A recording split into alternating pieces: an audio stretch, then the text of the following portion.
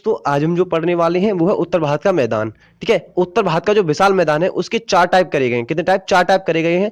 अब वो 4 टाइप कौन कौन से हैं वो आप देखिए।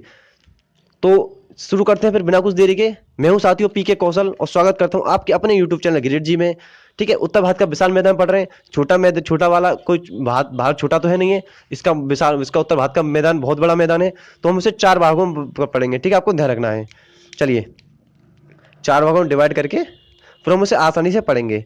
सब ये 4 भागों में बांटा गया है। कितने? 4 भागों में। अब कौन कौन से 4 भाग हैं आप देख लीजिए। पहला, साथियों इससे पहला जो बांटा है वो पंजाब का मैदान। कौन सा? पंजाब का मैदान। ठीक है, सेकंड नंबर पे है गंगा का मैदान। गंगा का मैदान। थर्ड नंबर पे है राजस्थान का मैदान। राजस्थान का मैदान। और चौथी नंबर पे साथियों ब्रह्मपुत्र का मैदान। असम की टाइप पहुंच जाओ। देखिए ये देखना, पंजाब कहां पर है? पश्चिम में। ब्रह्मपुत्र कहां पर है? नदी पूर्व में। यानी यहां से लेके पूर्व भारत का मैप अगर ये ऐसे बनाए हैं,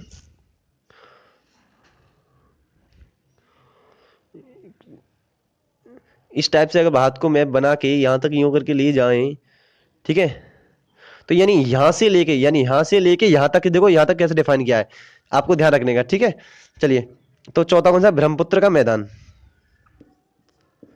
ब्रह्मपुत्र का मैदान। तो हम चारों पार्ट पढ़ेंगे कुछ इस टाइप से। मान लीजिए ये मैदान है, इस टाइप से कुछ मैदान है ये। तो पहले ये, फिर ये, फिर ये, फिर इसलिए तो पहला हो गया, दूसरा हो गया, तीसरा हो गया, चौथा हो गया। तो ऐसे हम पढ़ेंगे। ठीक है, तो ब्रह्मपुत्र का मैदान हो गया।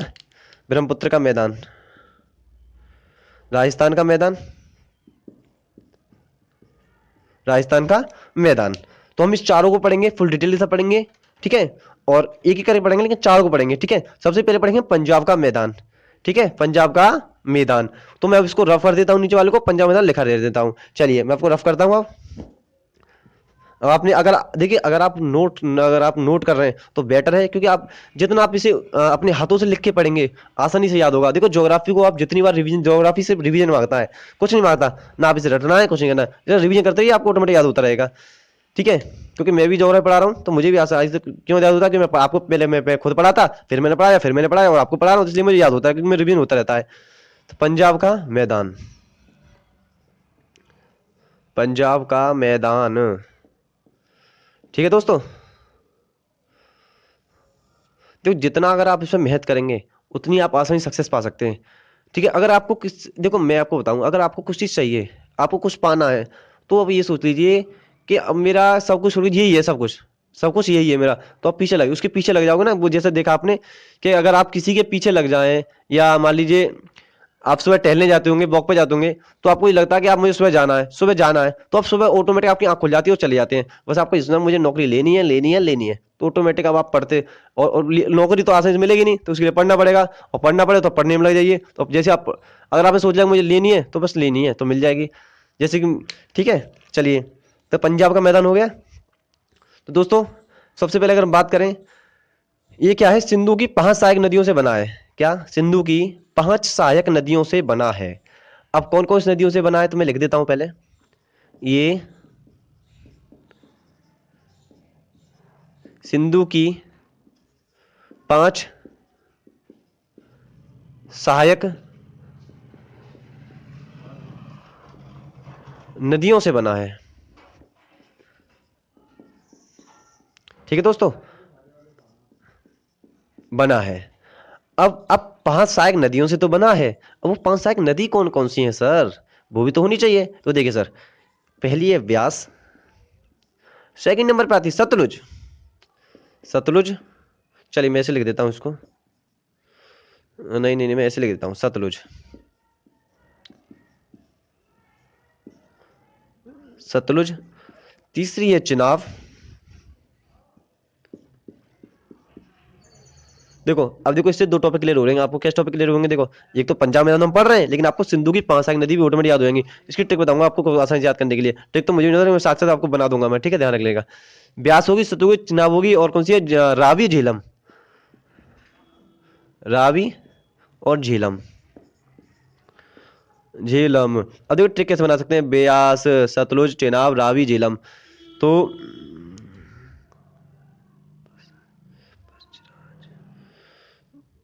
चलिए मैं इसको ट्रिक में आपको बाद में बताऊंगा, पहले अब इसे पढ़ लेते हैं, ठीक है। चलिए, तो ये पांच सिंधु की 5 सहायक नदियों से मिलकर बना है, ठीक है दोस्तों।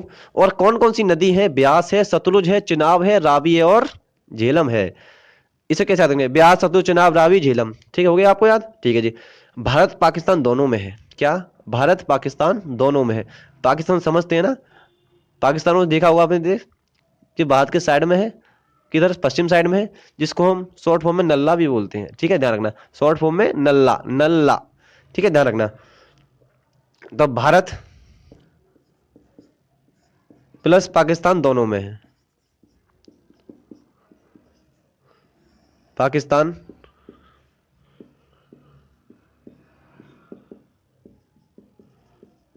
दोनों में है, भारत पाकिस्तान दोनों में है, क्योंकि तो पंजाब, भारत के पंजाब जो है वो पाकिस्तान सटा हुआ है और ये पंजाब का मैदान है, तो ये दोनों में है, ठीक है, आपको ध्यान रखना है।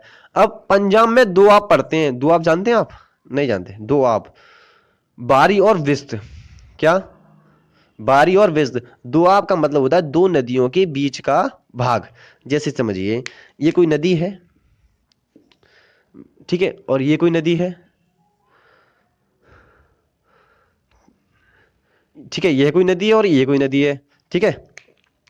अब इस नदी के जो बीच का भाग है ये वाला, इसे बोलते हैं दो आब, क्योंकि दो नदियों के बीच का आब, तो दो आब, दो नदियों के बीच का भाग, आब, ठीक है। तो बारी और बिस्त, बारी और बिस्त, आपको ध्यान रखना है। अब कौन कौन सी नदी, दो आप मतलब इसमें पंजाब में दो आप पढ़ते हैं, दो आप पढ़ते हैं, कौन कौन से दो आप पढ़ते हैं, बारी और बिस्त, तो बारी और बिस्त दो हो गए। मैं लिख देता हूं, पंजाब में दो आप पढ़ते हैं, पंजाब में दो आप पढ़ते हैं।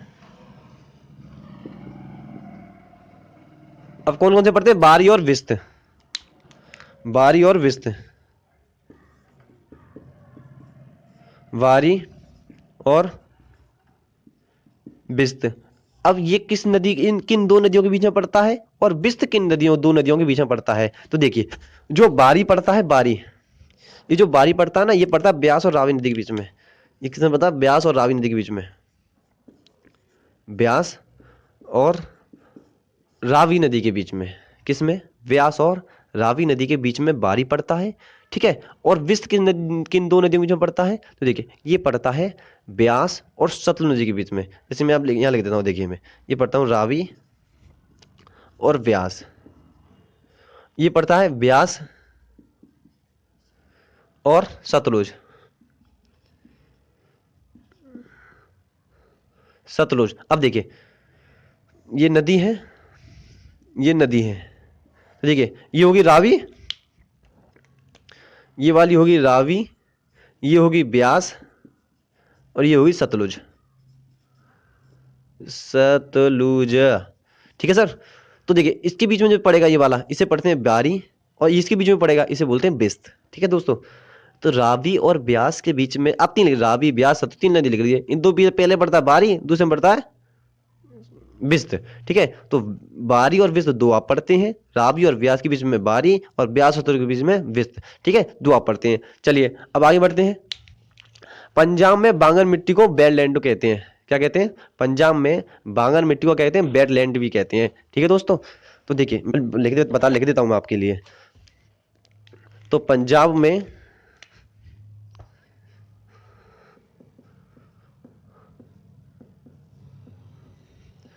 पंजाब में पंजाब में क्या है, इसको इसको ही बांगर मिट्टी को बेडलैंड कहते हैं। आपको ध्यान रखना, बांगर मिट्टी, पंजाब बांगर मिट्टी पाई जाती है, आपको मैं बताया था, पंजाब में बांगर मिट्टी पाई जाती है और बांगर मिट्टी को कहते हैं बेडलैंड कहते हैं, बांगर मिट्टी को